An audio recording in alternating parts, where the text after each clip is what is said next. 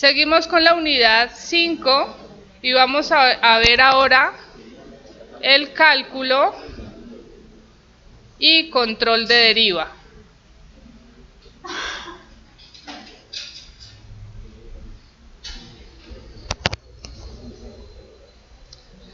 Vamos primero a ver unos conceptos previos y unos requisitos de deriva.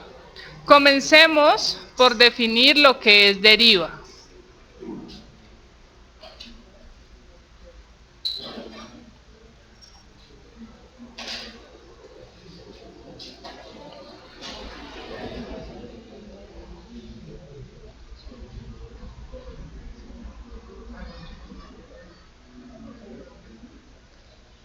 En sus cursos de análisis estructural, cuando estaban calculando desplazamientos, ustedes vieron lo que era el concepto de deriva.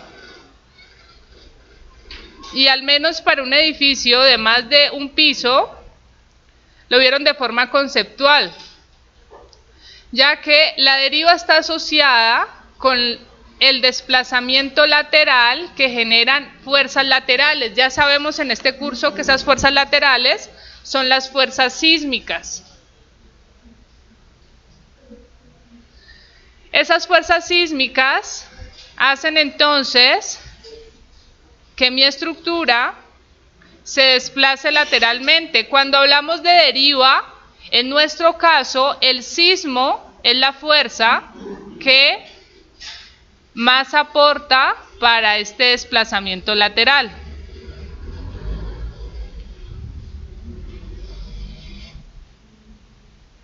Muy bien, entonces, si delta es el desplazamiento, delta I, total del nivel I, aquí tenemos desplazamiento del piso 3, desplazamiento del piso 2 y desplazamiento del piso 1. La deriva, delta sub I, va a ser el desplazamiento relativo de piso.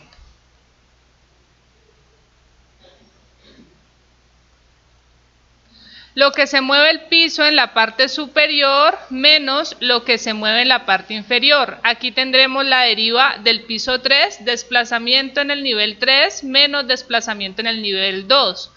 Deriva del piso 2, desplazamiento en el nivel 2 menos desplazamiento en el nivel 1. Y la deriva del piso 1 es igual al desplazamiento del primer piso. Entonces, de manera general, la deriva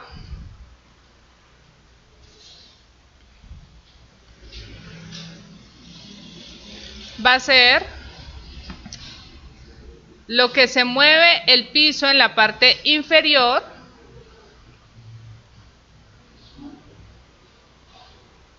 delta sub I menos 1 restándole a lo que se mueve el piso en la parte superior delta sub I.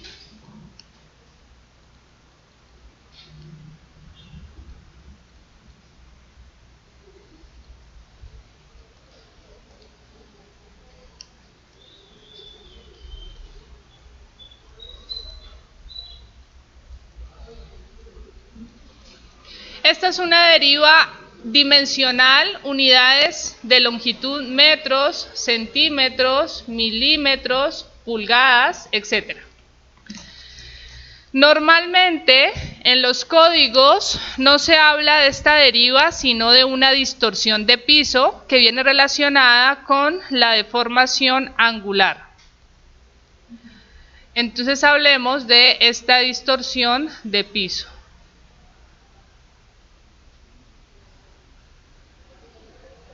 Delta sub I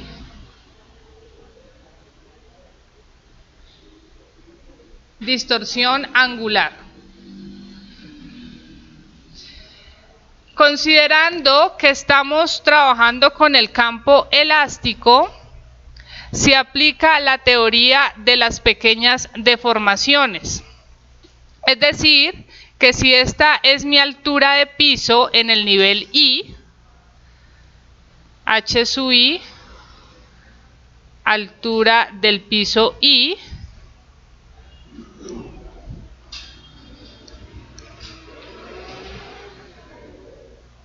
Entonces, se aplica con la teoría de pequeñas deformaciones.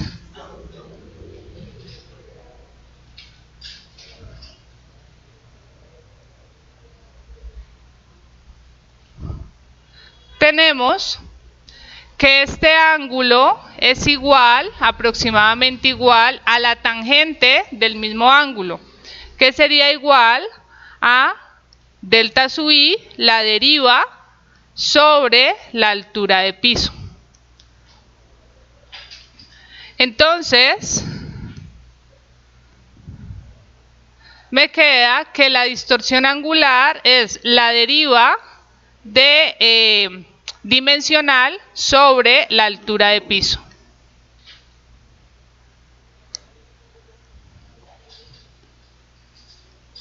Esta distorsión angular o deriva dimensional es la que presentan los códigos. Entonces la presentamos como un porcentaje de la altura de piso.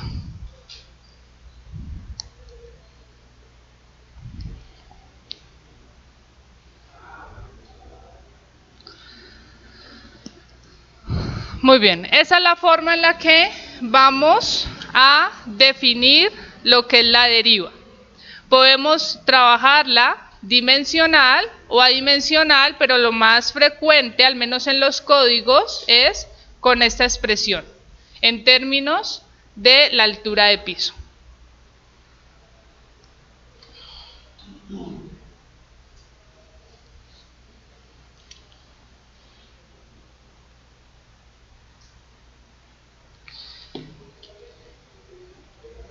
Miremos ahora cuál es la necesidad para calcular la deriva.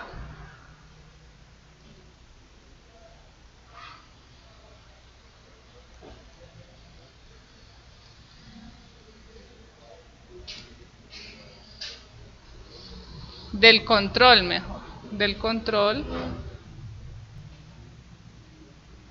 de deriva.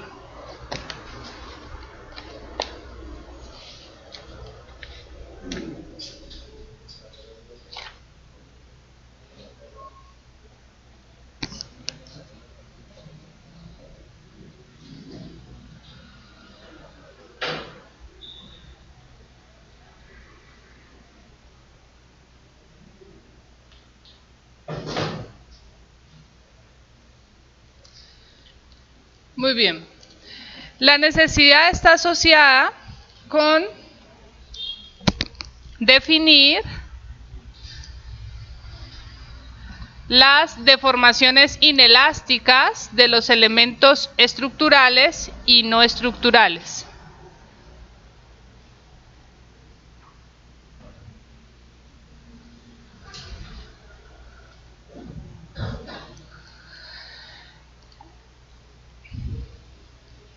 Recordemos de la filosofía del diseño sismo resistente que decíamos, la deriva se calcula con la fuerza sísmica total.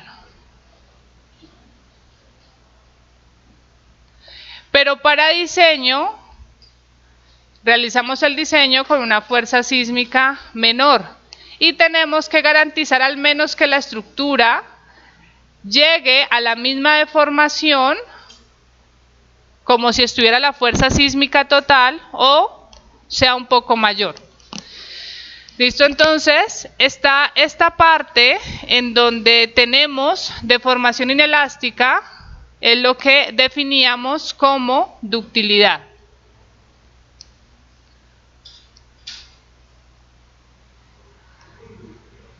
¿Qué pasa con las deformaciones inelásticas versus las elásticas?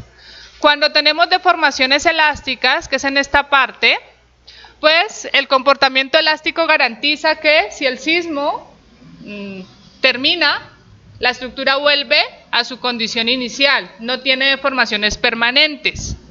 Ese sería un sismo pequeñito. ¿Listo? No quedan deformaciones permanentes.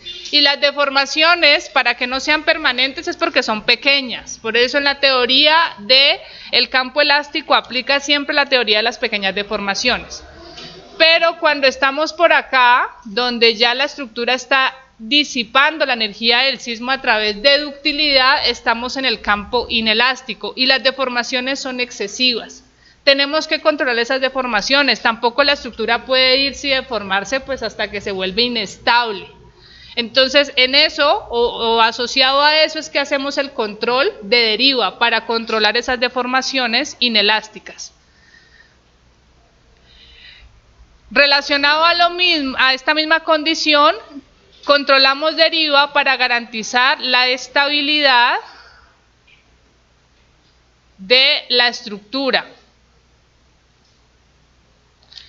Uno le puede colocar o garantizar mucha ductilidad a la estructura, pero va a haber un instante en que si las deformaciones son muy grandes debido al sismo,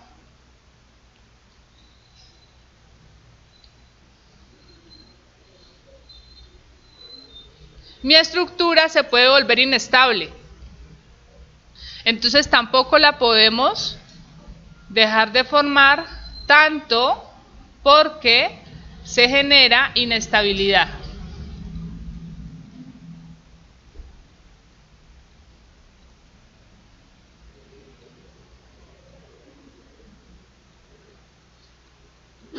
Esto lo vamos a ver un poco o a profundizar más en esta unidad cuando veamos el cálculo del segundo efecto, el efecto de segundo orden o efecto P delta. Ahí vamos a ver cuando una estructura se vuelve inestable.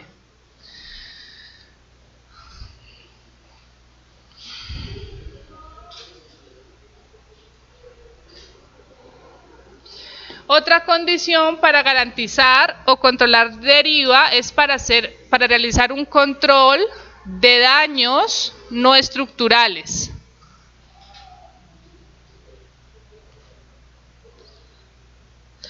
Como les decía, una estructura usted la puede diseñar para que se deforme mucho. El sistema principal de pórticos, los pórticos son dúctiles y podemos ofrecerles esa ductilidad. Pero en estos pórticos yo puedo tener un muro. Y esos muros son bien rígidos, básicamente si están en mampostería. Esos muros no van a resistir estas grandes deformaciones, se van a partir. Muros, ventanas, cielos rasos. Esos son los elementos no estructurales. Entonces, esos elementos no estructurales, si la estructura se deforma mucho, se dañan. Y puede que usted pueda recuperar la estructura después del sismo, o sea, la estructura del sistema estructural, reparar los pórticos, columnas y vigas. Pero si el daño no estructural es muy grande, se puede volver quizás inviable desde el punto de vista económico repararlo. O sea, que la estructura queda inservible o no se vuelve a usar solamente porque se dañaron los elementos no estructurales. Así que eso no puede pasar, entonces mejor controlamos los daños de esos elementos. Con las conferencias que ustedes han tenido, o sea, esto es lo más básico, la forma más sencilla que tenemos para diseñar hoy en día. De forma indirecta estamos diciendo, voy a controlar la deriva para minimizar los daños. Pero en estudios se ha visto que aún así, con los límites de deriva que da la norma, en algunas estructuras los daños son severos, cuando deberían ser mínimos por la importancia de la estructura. Entonces, por eso es que hoy en día se habla mucho de el diseño por desempeño, donde usted sí controla cuáles van a ser los daños en la estructura. O sea, usted dice, si voy a diseñar un hospital, no se puede dañar tanto, entonces voy a controlar los daños. Voy a diseñar una bodega, que se dañe la bodega en el sismo grande, o sea, pues no es tan importante. Entonces, ese es otra forma de diseñar, pero no es esta. Aquí de forma indirecta estamos diciendo, vamos a controlar la deriva para hacer un control de daños no estructurales. Y la última condición para garantizar o controlar deriva es por la alarma o pánico de los usuarios. Si usted está en una estructura que se deforma mucho ante el sismo, eso genera alarma. ¿Listo? Y de nuevo, puede ser que ya se deforme mucho y tenga ductilidad para esa deformación, pero debido a las condiciones de deformación genera alarma y pánico, y posiblemente después del sismo no se vuelva a ocupar, pues porque ya quedó, digamos, con esa marca de que se deformó mucho. ¿Listo? Esa es la necesidad que tenemos para el control de deriva. Vamos a ver ahora dónde se evalúa la deriva.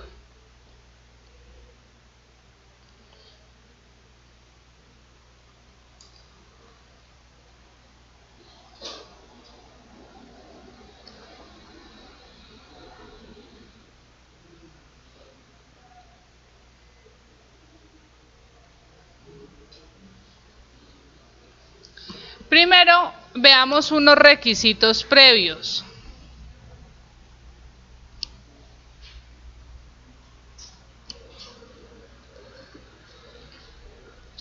Esos requisitos están dados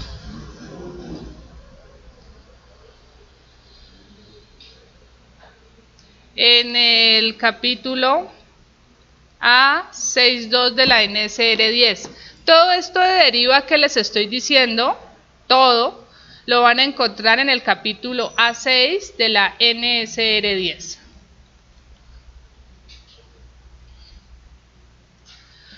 Algo importante, y es que nos define que cuando se usa el método de la fuerza horizontal equivalente, el periodo de la estructura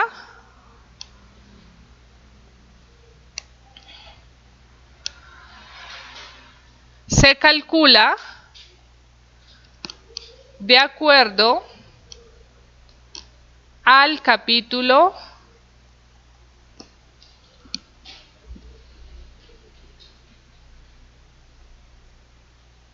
A4.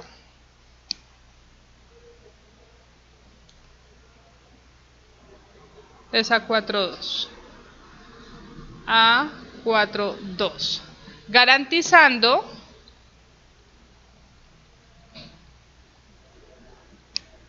que debe ser menor a C sub U por T sub A.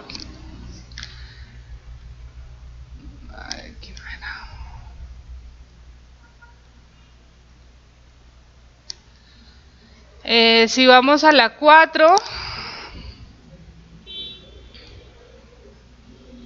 periodo de la estructura, entonces básicamente nos dice que al final, cuando calculemos el periodo con la expresión que presenta la NSR 10, se debe hacer un chequeo para que ese periodo no supere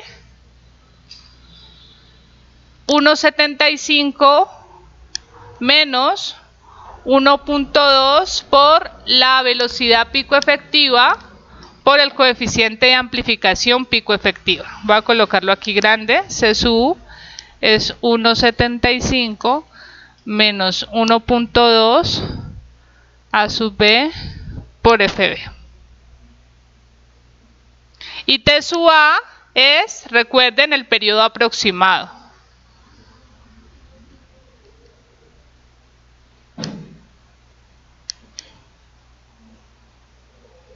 Entonces tenemos que hacer este control cuando calculemos el periodo de esta manera. Muy bien, con base en eso, entonces ahora miremos en dónde se calcula la deriva. Tenemos dos condiciones.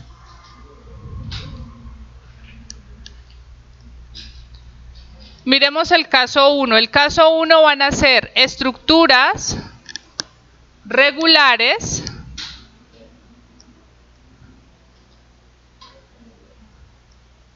o irregulares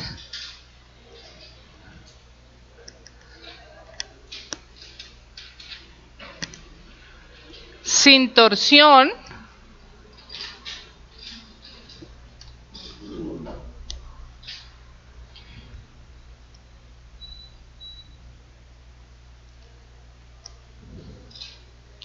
tipo 1AP o 1BP, que esa es la torsión extrema. O sea, irregularidad en planta 1AP.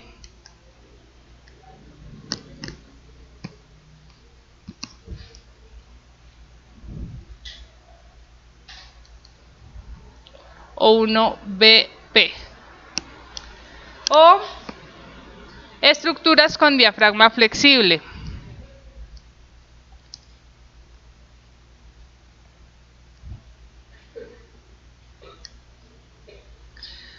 Este caso 1 básicamente se traduce en que la estructura tiene que ser muy regular. O sea, si es regular, si se clasifica como regular, no tiene ninguna de las irregularidades en planta o en altura que vimos anteriormente. Específicamente en planta que no tenga esta irregularidad, que es la torsión normal o torsión extrema.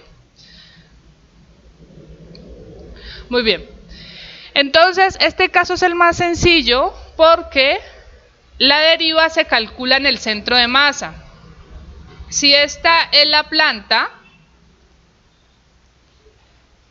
en esta planta ubicamos el centro de masa y básicamente lo que nos presenta la NSR10 como punto para calcular la deriva es ese centro de masa.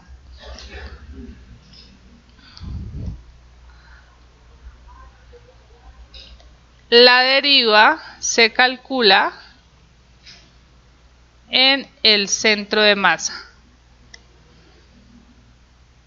En las dos direcciones principales de la estructura, calculamos una deriva en el centro de masa en X y una deriva en el centro de masa en Y.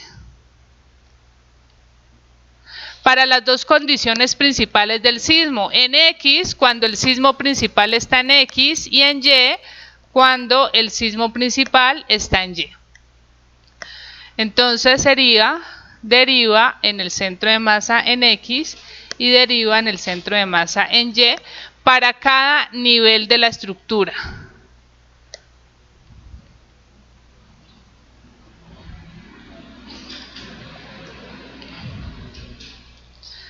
Este es el caso 1, es el más sencillo. El caso 2 sería para estructuras irregulares.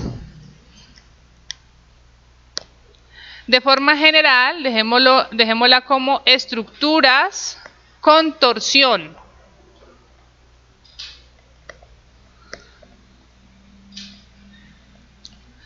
Ya hemos visto por qué se genera torsión en una estructura.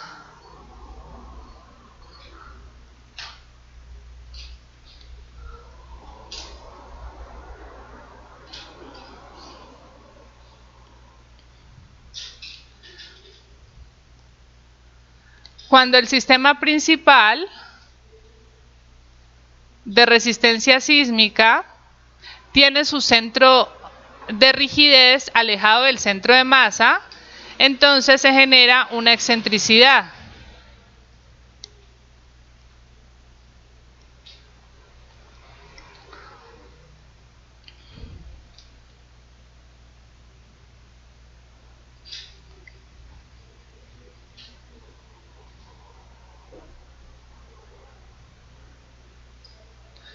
Para este sistema en planta que estoy mostrando,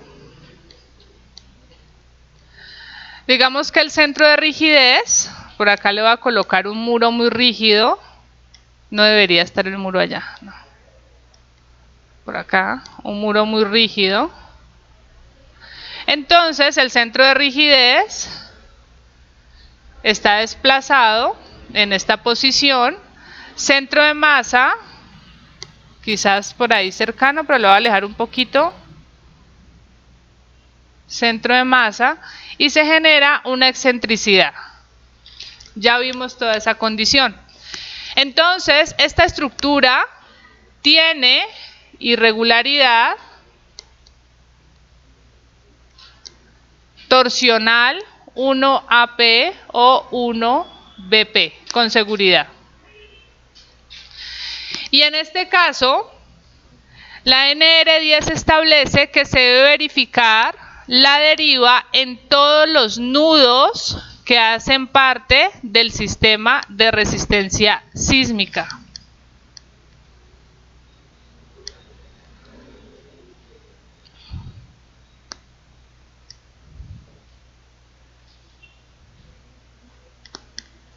Entonces, la deriva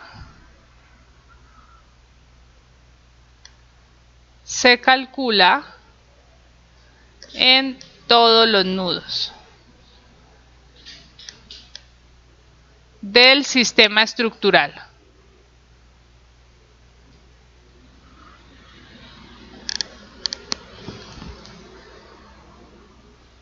Y se va a calcular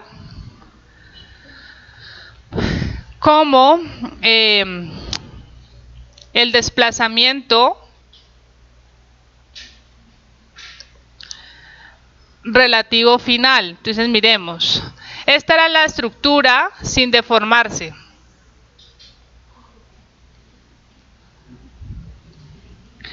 Y debido a la condición del sismo, ya sabemos que hay sismo principal, sismo ortogonal, se generan los dos sismos, así que este nudo I va a tener un desplazamiento en X, delta X sub I, y un desplazamiento en Y, delta Y sub I. ¿Listo? Igual que el centro de masa. Pero como hay torsión, aquí estoy presentando torsión, entonces, en este caso la deriva va a ser la diagonal. La deriva del nudo I va a ser igual a la raíz cuadrada de la deriva en X al cuadrado más la deriva en Y al cuadrado. ¿Listo? Esa sería la forma de calcular la deriva. ¿Por qué les decía que es mucho más fácil centro de masa? Aquí no tengo que calcular la diagonal y la diagonal va a ser mayor que la deriva en X o en Y. ¿Listo? Entonces es mucho más crítica esta condición. Hay que hacerlo para todos los nudos de la estructura. Y así se hace con cualquier programa de análisis. Pero aquí vamos a ver que ustedes pueden definir cuál es el nudo que más se desplaza. ¿Listo? No es necesario hacerlo en todos. Viendo la planta, vamos a ver que se puede definir con exactitud ese nudo, cuando ya veamos cómo se calcula la deriva.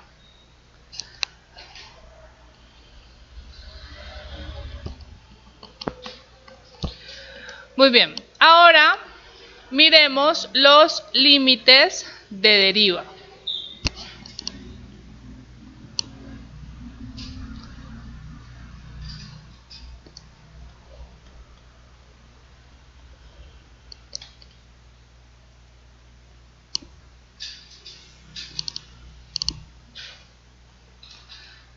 De manera general, requisitos de deriva. Comencemos con los límites.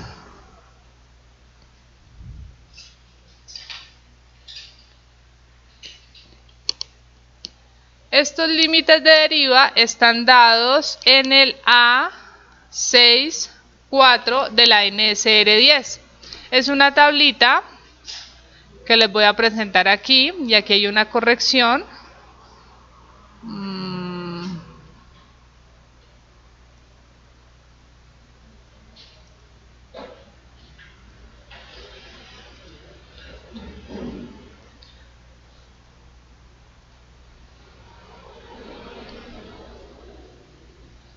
Esta tabla no cambia, son esos dos límites de deriva, tienen que ver con el sistema estructural. Voy a traer la corrección que está a 6422.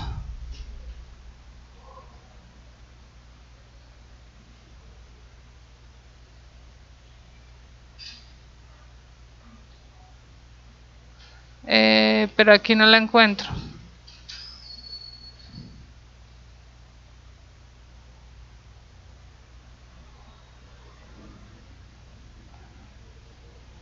Allá.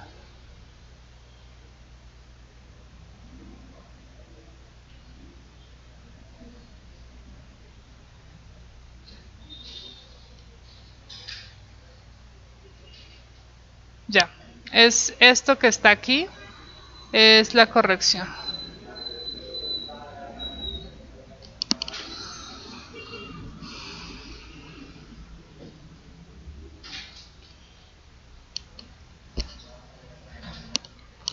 Las referencias de la columna izquierda de la tabla A641 son incorrectas. La referencia en la segunda línea, en esta línea,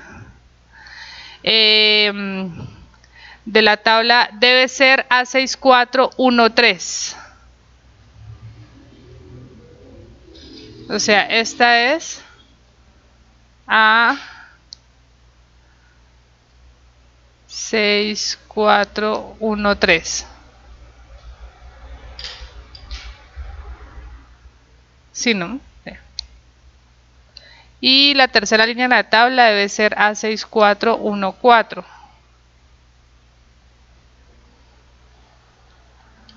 Muy bien. Ya les explico de una forma más sencilla, pues, cómo se utiliza esta tabla. La deriva se calcula o se limita de acuerdo a cómo falla la estructura. Entonces, ustedes en el curso de análisis estructural tuvieron que haber visto al menos un concepto de lo que era una falla dúctil y una falla frágil. Cuando vieron por allá el caso de los muros largos eran muros que tenían una alta rigidez, ¿verdad? Por lo tanto, una alta capacidad. Llegaban a su máxima capacidad, pero fallaban rápidamente. Esa es una falla ¿qué? Falla frágil. Y esa falla frágil asociada a los muros largos estaba dada por una falla por cortante.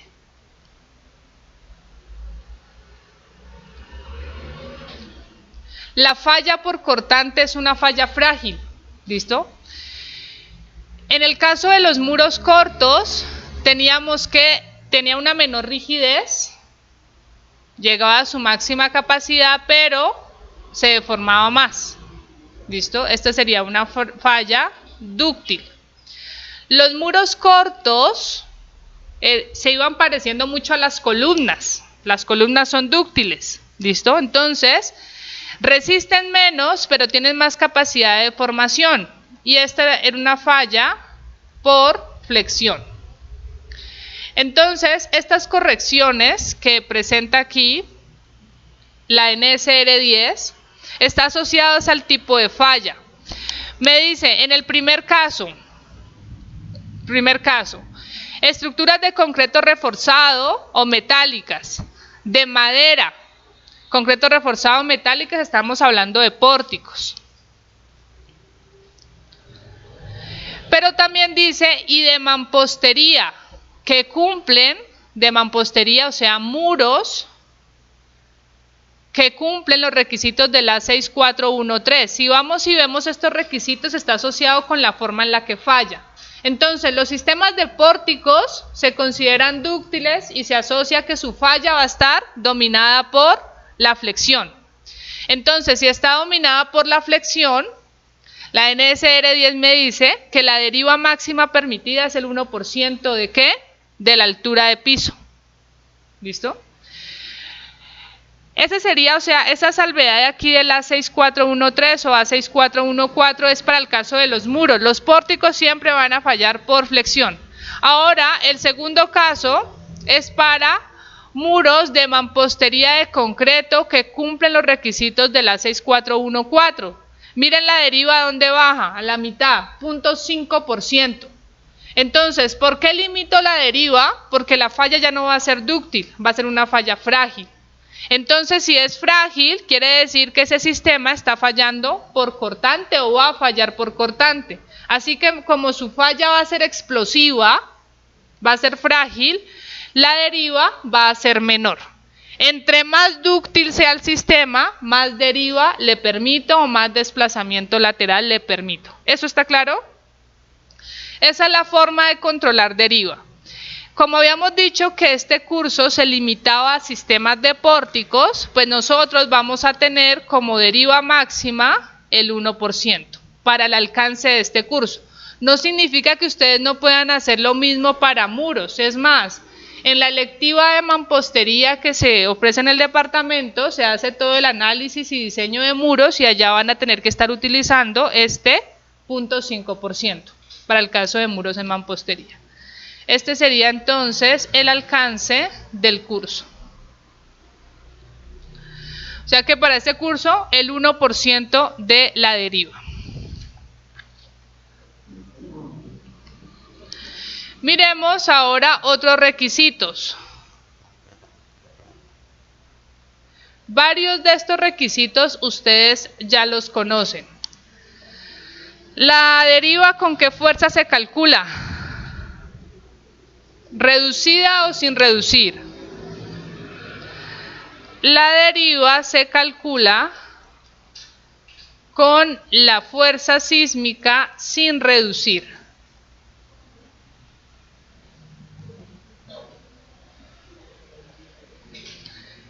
Es decir, que tomamos un R igual a 1 para el caso de la deriva, siempre. Otra condición importante, también la había presentado anteriormente.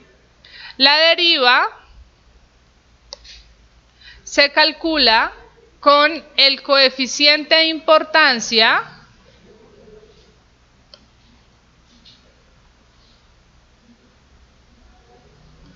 y igual a 1, independientemente del grupo de uso al que haga parte la estructura.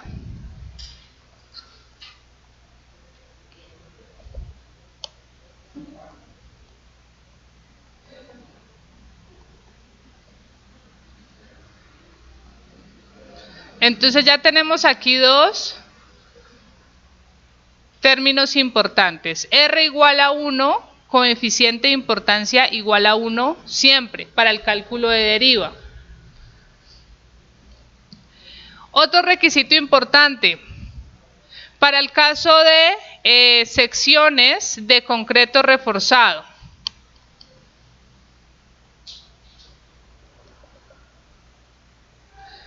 Cuando vimos la rigidez, el cálculo de la rigidez, les decía que la norma dice calcule la rigidez como usted quiera, pero considere que las secciones están fisuradas. Entonces, si usted consideró secciones fisuradas,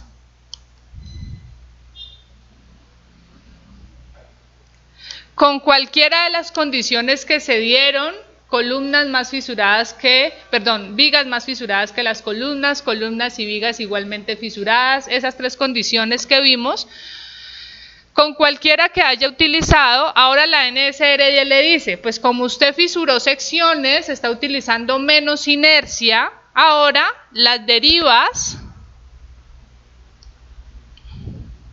calculadas se multiplican por 0.7 antes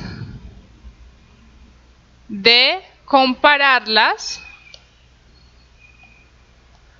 con la tabla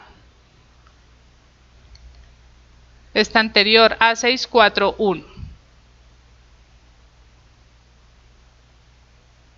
¿Qué quiere decir? Hicimos el análisis con pórticos. Dijimos, las columnas no están fisuradas, pero las vigas están fisuradas en un 50%, creo que era una, o 35, 70%, algo así. Cualquiera de esas condiciones. Calculamos la deriva, y la deriva nos está dando en porcentaje 1%. 1, 2, si quieren, 1, 2. Entonces, cuando comparamos 1, 2 contra 1, pues decimos no está cumpliendo deriva. Pero como usted fisuró secciones para calcular la deriva, ahora la norma le dice, no, ese 1, 2 que calculó, multiplíquelo por 0.7. ¿Cuánto da 1, 2 por 0.7?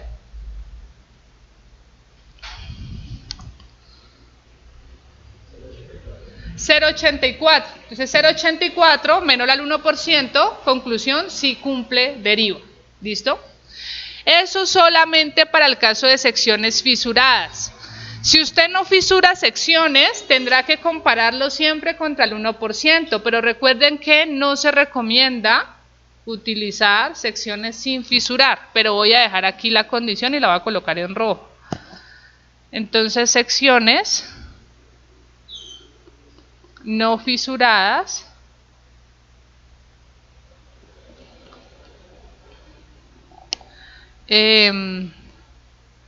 no se reducen para compararlas.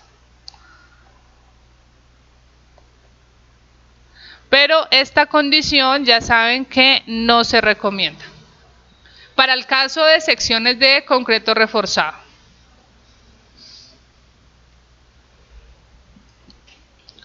Otra condición importante es que no hay límite de deriva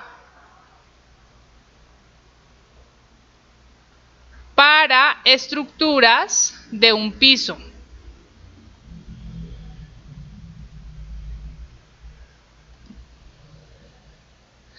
Siempre que los elementos no estructurales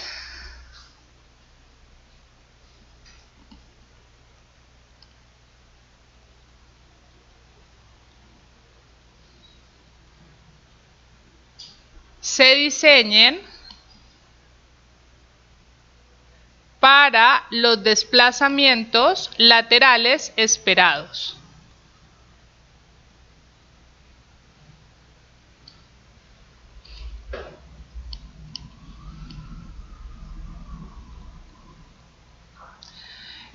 Básicamente, ¿qué he visto de esta condición? Si estamos diseñando una vivienda de un piso, no se calcula deriva porque la deriva cumple. O sea, siempre nos da menor al 1% porque son estructuras muy rígidas. ¿En qué caso he visto que no cumplen? Polideportivos. Los polideportivos son de un piso, ¿verdad? Entonces cumpliríamos con esta condición que no se debe garantizar deriva. Y he visto que no cumplen cuando son muy altas las cubiertas de los polideportivos. Entonces hay una interpretación y esa interpretación, esto del límite de deriva está, ya les voy a mostrar aquí. Aquí. A6415 está definido por norma que no hay límites de deriva. Y así, nada más dice estructuras de un piso, pero en otro numeral de la norma se define que cuando la altura de piso es mayor a 6 metros, no se debería considerar la estructura como de un piso, sino de 2 pisos. Así que deberíamos en ese caso, para estructuras de más de 6 metros de altura, calcular la deriva. Y ahí entrarían entonces los polideportivos con alturas superiores a 6 metros, bodegas con esa misma condición. Entonces, desplazamientos laterales. Dime.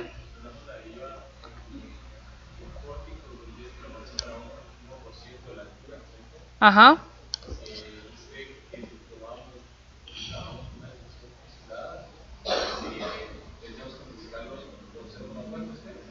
(0,7) la que calculamos.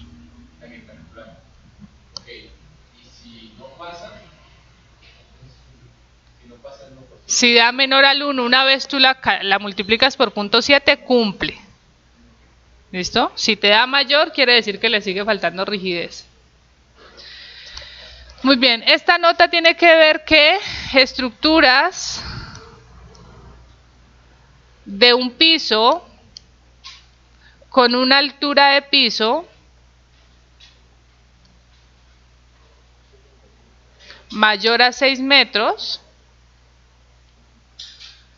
se debe considerar de 2 pisos. Lo dejo como nota, ¿por qué? Porque la norma a veces deja mucho a la interpretación del diseñador. No recuerdo en dónde está esa definición, sino que en una parte del código lo establece de esa manera. Entonces hay muchos diseñadores que dicen, pero aquí está diciendo que es un piso y no hay, dice que no calcule deriva. Pero es que la deriva está asociada con la altura y si la estructura es muy alta se va a desplazar mucho. 6 metros me parece suficiente, o sea, ¿por qué? Porque he visto polideportivos de más altura y ahí sí la deriva o el desplazamiento lateral es bastante, porque es flexible. Entonces es bueno como tener esa noción de 6 metros, una estructura de más de 6 metros de altura, no le calculo deriva, si supero esa altura es mejor hacer control de deriva, o sea, limitarla al 1%. Si estamos en pórticos a base de cerchas, puede ser esa condición.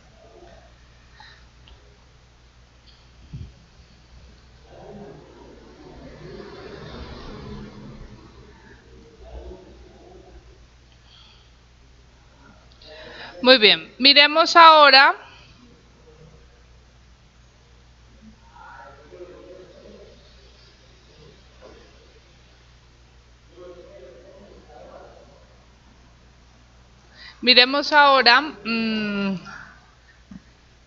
otro concepto importante y es la separación de estructuras adyacentes.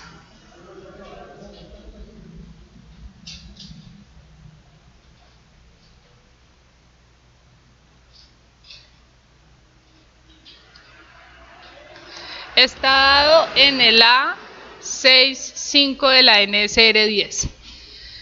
¿Qué es lo que pasa? Y es algo que sí es bueno que tengamos al menos ese concepto. Si no van a ser estructurales está bien, si no les gusta lo de las estructuras está bien, pero si vamos a ser constructores, que es lo que la mayoría les llama la atención, hay que llevarse al menos unos conceptos básicos para tenerlos en cuenta en obra.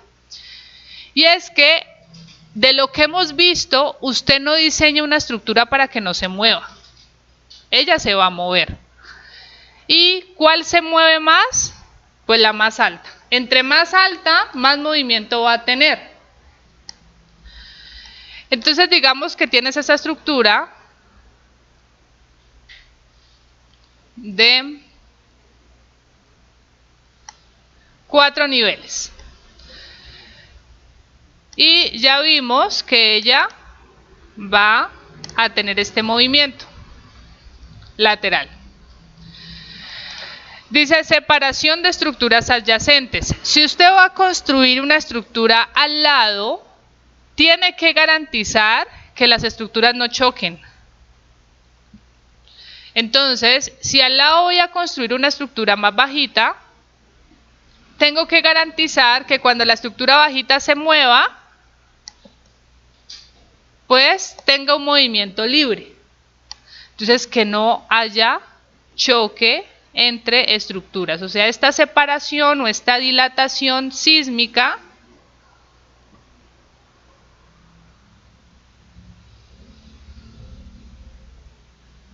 se debe garantizar para evitar el choque entre las estructuras.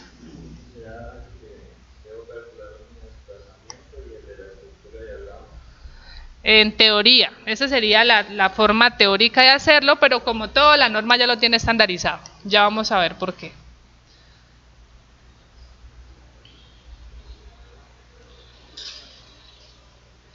Entonces miren que dejé separación sísmica después de ver deriva.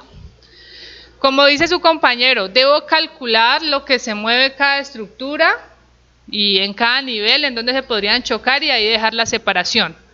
Pero ustedes imaginan ese análisis, o sea, que usted esté diseñando su estructura y tenga que verificar la de al lado, que nada le interesa. Entonces, ¿qué es lo que dice la NSR 10? Si usted está diseñando con este código, usted tuvo que haber garantizado estas restricciones. O sea, que tuvo que haber garantizado que la deriva en cada piso fuera menor al 1%. ¿Listo? De la altura de piso. Es decir, que si aquí tenía... Hablemos 2,5 por aquí, 2,5 por aquí, 3 metros y 3 metros. Que sea un sistema de pórticos. La deriva máxima en este nivel, ¿de cuánto debería ser? El 1% de la altura de piso, 3 centímetros. En el segundo piso, 3 centímetros. Tercer piso, 2.5 centímetros y el último piso 2.5 centímetros. Esta sería la máxima. ¿Listo? Si se hace de esa manera, si el edificio estuviera construido al límite de deriva, ¿cuánto debería ser el desplazamiento en este nivel? En donde se pueden chocar las estructuras. ¿Cuánto? 6 centímetros. O sea que aquí debería tener 6 centímetros como máximo. Si esta otra estructura es igual, tiene 3 metros, 3 metros, 3 metros, entonces acá también tendría que tener otros 6 centímetros como máximo. O sea que la dilatación sísmica mínima, ¿de cuánto debería ser? 12 centímetros, en teoría. ¿Listo?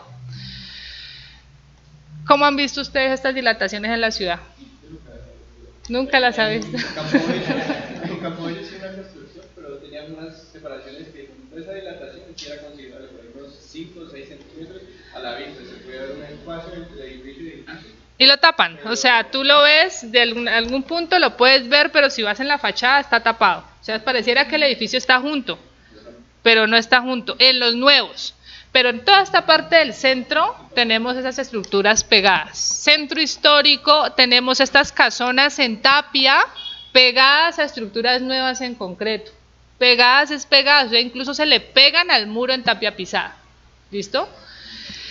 Ahí hay un problema grande, o sea, en el centro histórico de Popayán tenemos muchos problemas. Sobre todo porque la gente, pues por no meterse con curaduría, en el centro entra Ministerio de Cultura porque es patrimonio, empiezan a hacer las modificaciones hacia adentro. Dejan la fachada, pero empiezan a modificar hacia adentro. Y adentro hacen lo que quieren. ¿Listo? Esto es parte de lo que en muchas zonas del centro no se cumple. Nos extendemos un poquito más, Ciudad Jardines, recuerdo, tenemos ese problema. Nos vamos hacia el norte, ya se empieza a disipar. Si ustedes ven, al norte se está construyendo más, pues porque es donde hay zonas para construir todavía. Y allá ya al menos las torres están aisladas. Ustedes han visto las torres de, no se llama, ¿cómo es que se llama este condominio? Llanos de Calibío. Son como 4 torres y las ven, ellas están separadas. Y una separación considerable. Así, o sea, esas ya están cumpliendo con este requisito de la NSR 10, pero es que esas torres, ¿cuánto llevan de construidas? ¿Unos 8 años, quizás? Ya están cumpliendo con la NSR 10. Pero por acá, en la zona central, aún se encuentra mucho este problema que no dejan esa dilatación sísmica, y se tiene que dejar. ¿Cuál es el problema de no dejarlo? O sea, miremos cuáles son los efectos. Lo peor que puede pasar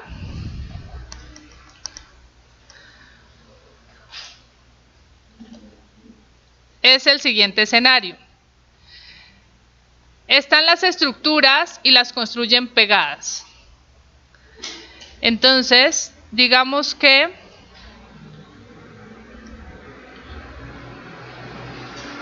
dejan una separación muy pequeña. Bueno, voy a dejarla incluso más pequeña.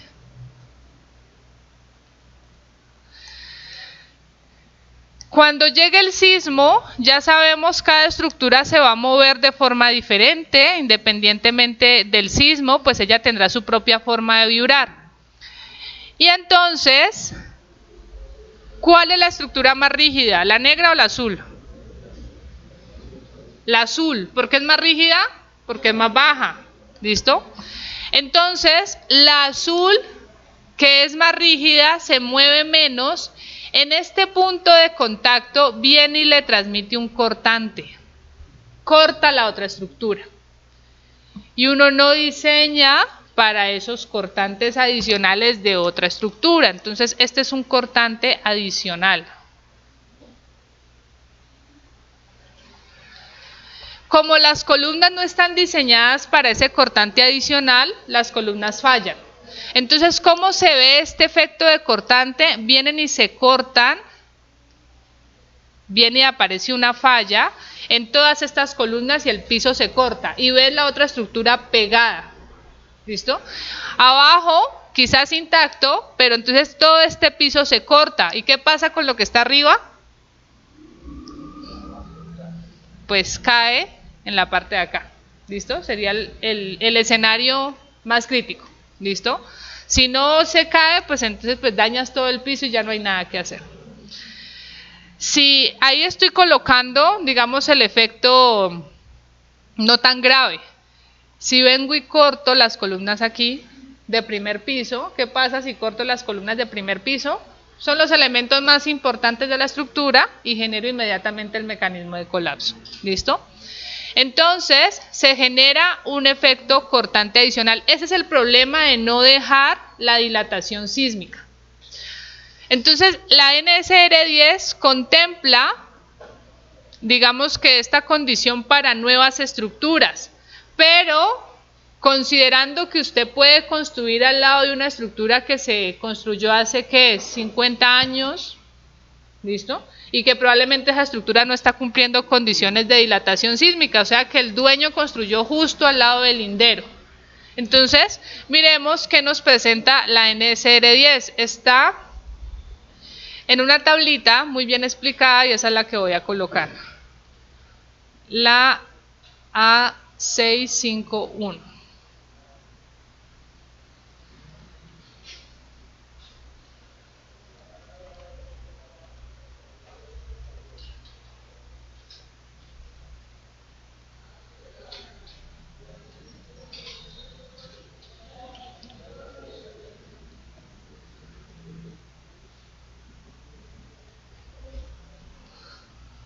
Esto siempre lo piden las curadurías, al menos en los formatos queda cuál es la separación sísmica que se debería dejar.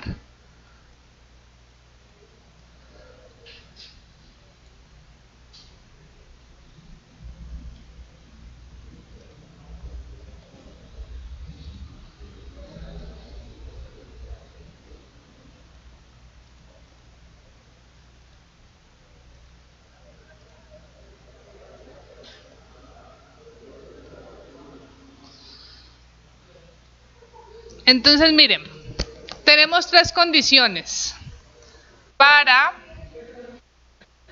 separación sísmica.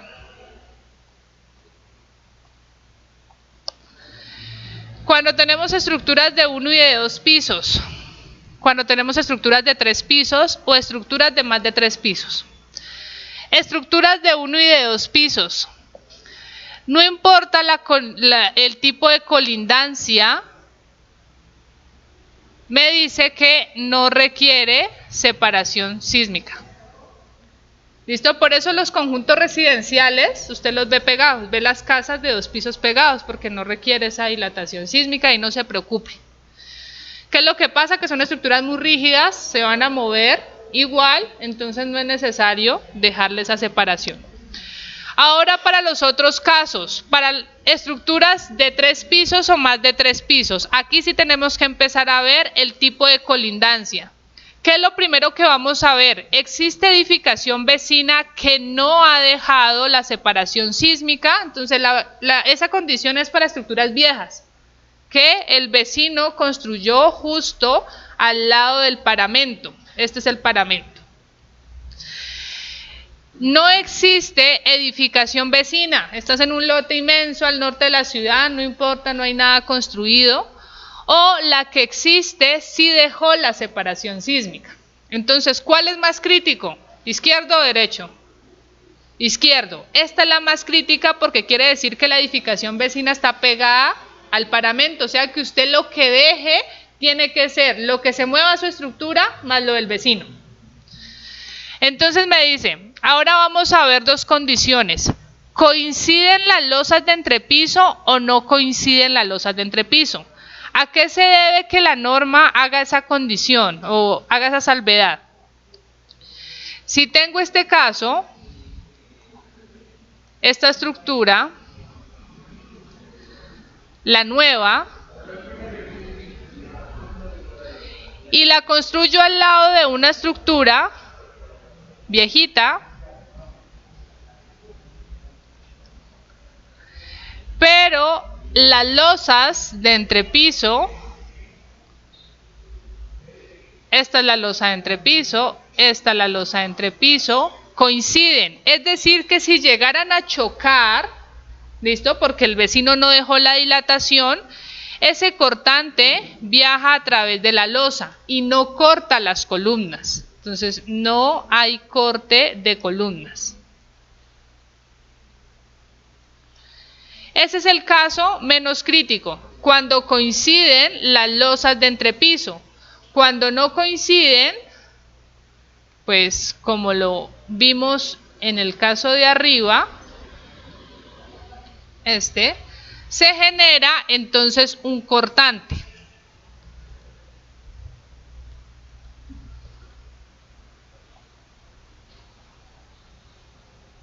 O sea que aquí vamos a tener que coinciden las losas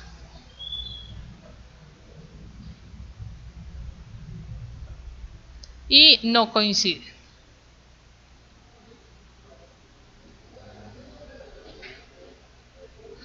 Entonces miren, estructura de 3 pisos. Estructura de 3 pisos. La edificación vecina no dejó separación sísmica, pero las losas de entrepiso coinciden. ¿Cuál es la condición? Que no requiere separación sísmica, o sea, estaríamos en esta condición.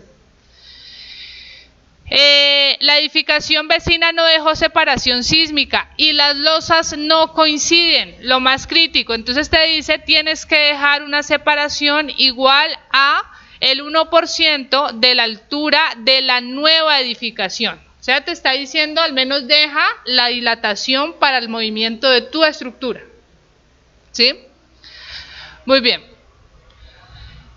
Si usted va a construir la estructura nueva de 3 pisos, ¿por qué opción se va?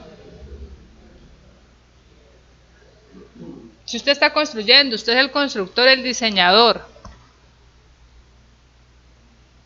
O el dueño, no es ni el constructor, al dueño es el que le interesa eso.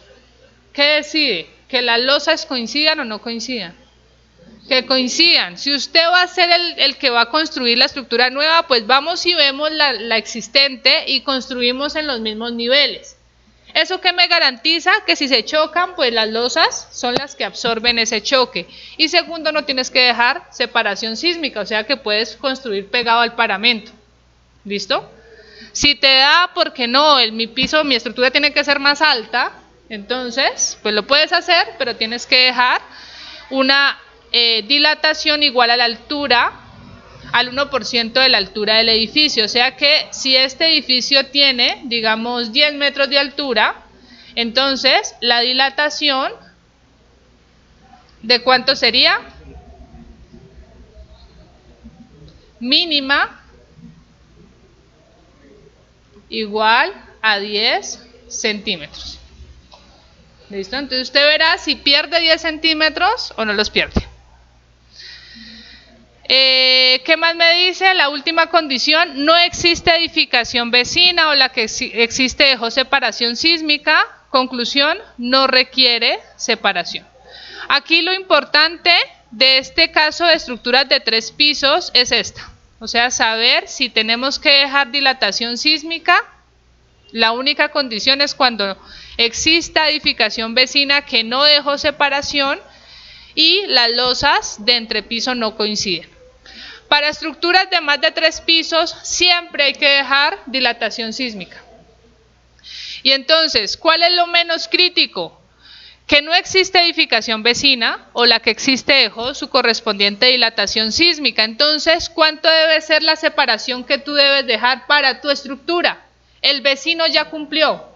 O sea que tú debes garantizar el espacio para que tu estructura se mueva, el 1% de la altura total de la edificación.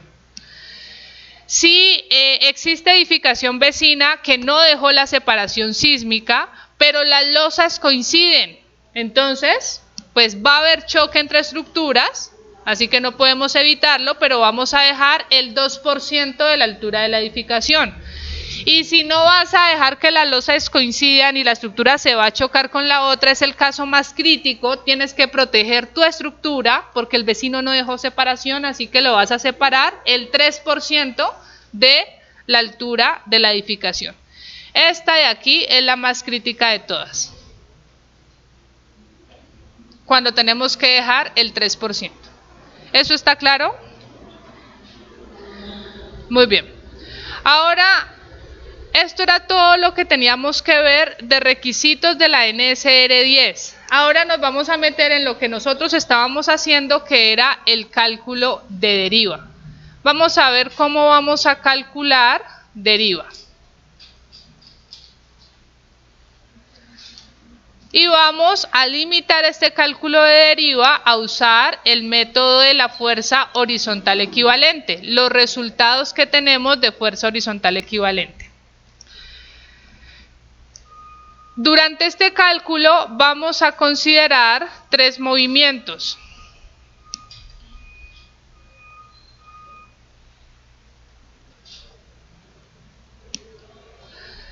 Y están asociados a los efectos que vimos con fuerza horizontal equivalente. El primer movimiento es el movimiento traslacional. Este movimiento traslacional se relaciona con el efecto directo. Es decir, va a considerar el cortante de piso. El segundo movimiento es el movimiento rotacional, cuando hay torsión. Entonces aquí vamos a tener los efectos que generan torsión, que van a ser efecto indirecto, Bt sub I, y efecto ortogonal.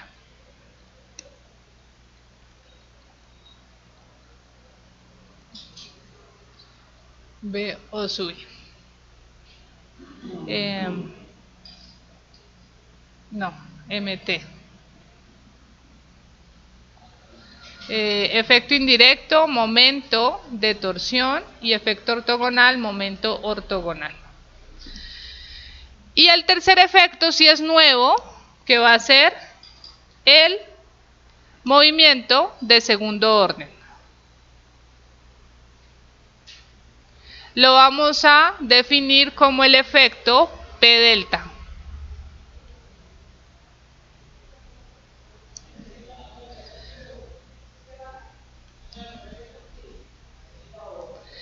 Considerando esos 3 movimientos, vamos a calcular la deriva de la siguiente manera.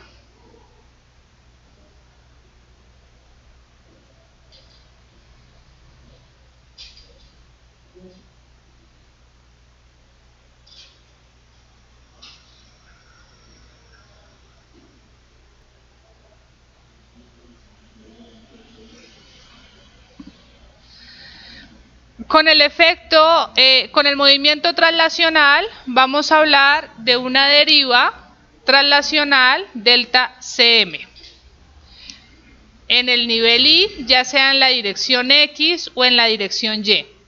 Con el movimiento traslacional, rotacional, vamos a calcular una deriva delta T del nivel I, ya sea en la dirección X o en la dirección Y. Y con el movimiento o efecto de segundo orden, vamos a calcular una deriva delta PD del nivel I en dirección X o en dirección Y. Entonces, la deriva total en un nudo de un piso de una estructura, en un nudo de un piso de una estructura,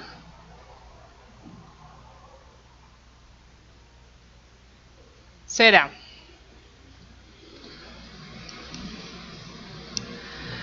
deriva del nudo I en la dirección X o en la dirección Y igual a la deriva en el centro de masa, dirección X o dirección Y, más la deriva torsional en ambas direcciones y más la deriva del efecto P delta. Tenemos que sumar los 3 efectos para calcular la deriva.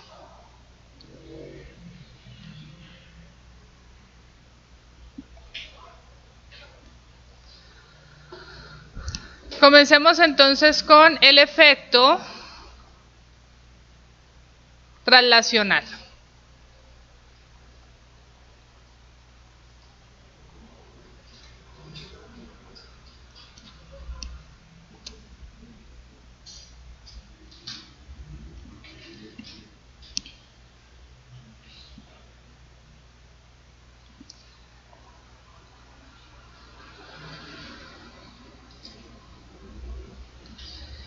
El efecto traslacional es un efecto directo.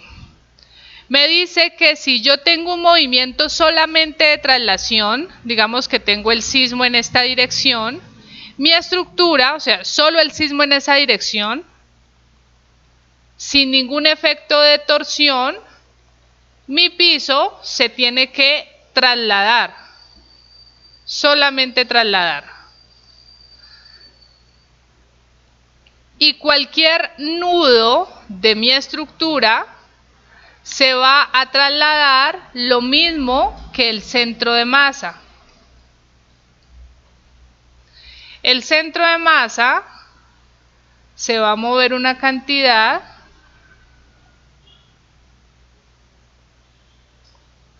delta Cm del nivel I. En la misma dirección del sismo se va a mover la misma cantidad. Cualquier nudo se va a mover lo mismo. ¿Listo? Sobre todo si tenemos diafragma rígido. Entonces, si yo tengo una estructura que tiene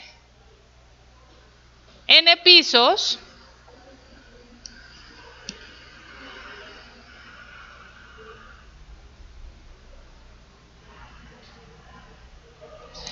habíamos visto que calculábamos fuerzas sísmicas por cada piso, pero para calcular el efecto directo nos interesaba era el cortante de piso, o sea, acumular estas fuerzas sísmicas.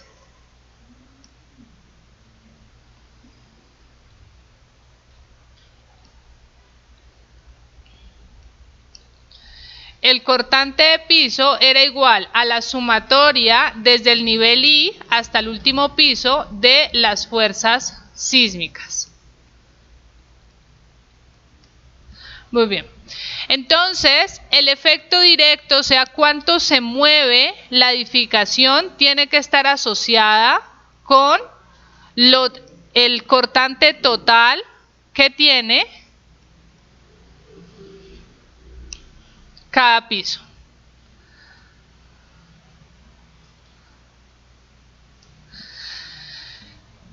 El cortante de piso es un efecto acumulado en cada piso.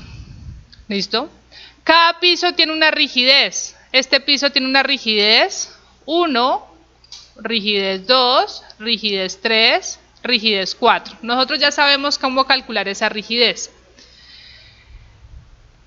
Si yo quiero saber qué tan rígido es el primer piso, sería el cortante total en ese piso,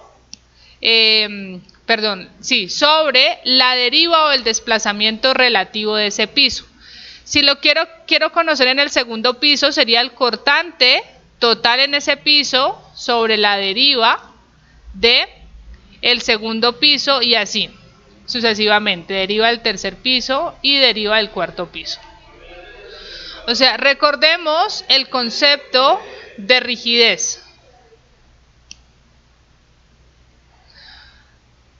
Rigidez es igual a fuerza entre desplazamiento. Pero yo ahora quiero calcular ¿qué? ¿Qué es lo que quiero calcular? Desplazamiento. ¿La rigidez la conozco?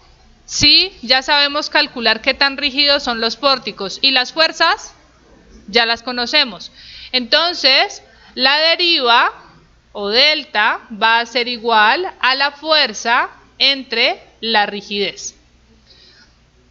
O sea que de forma general, la deriva en el centro de masa del nivel I va a ser igual a la fuerza. ¿Cuál fuerza?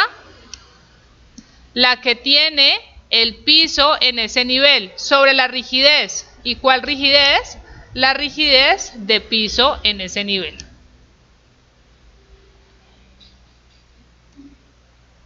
Esta va a ser la forma en la que calculamos la deriva. Kp sub i va a ser la rigidez de piso en el nivel I. Cuando yo intente mover a la estructura en este sentido, y si tengo un pórtico aquí, un pórtico aquí, pórtico aquí, pórtico aquí,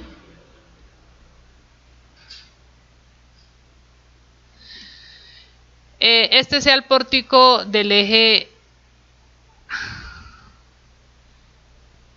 este sea el pórtico del eje A y este sea el pórtico del eje B, este sea el pórtico del eje 1, pórtico del eje 2. Cuando el sismo vaya en X, ¿qué pórticos trabajan?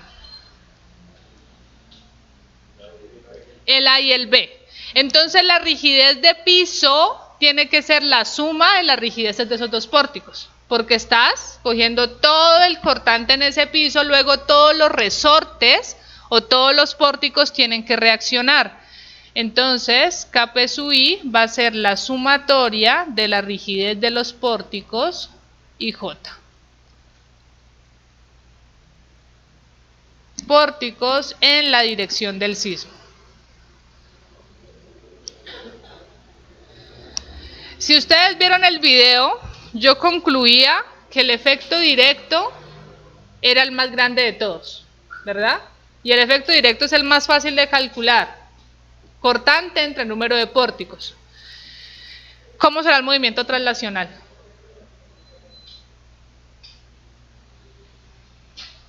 Si está asociado al efecto más grande, tiene que ser la deriva más grande.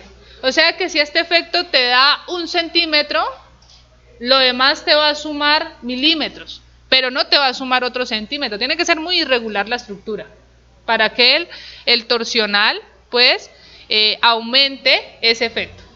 ¿Listo? Este es el más importante si queremos hacer una verificación, digamos, muy rápida, que es lo que a veces uno dice, no, hace poco de fórmulas, y a veces con un efecto muy rápido, viendo que la estructura es muy regular, tú puedes definir, hacer el cálculo de deriva, al menos con una forma muy cercana, que es limitando todo al efecto directo, tanto para calcular las fuerzas como para calcular desplazamientos. ¿Listo? Concepto de rigidez, ustedes lo han visto desde análisis.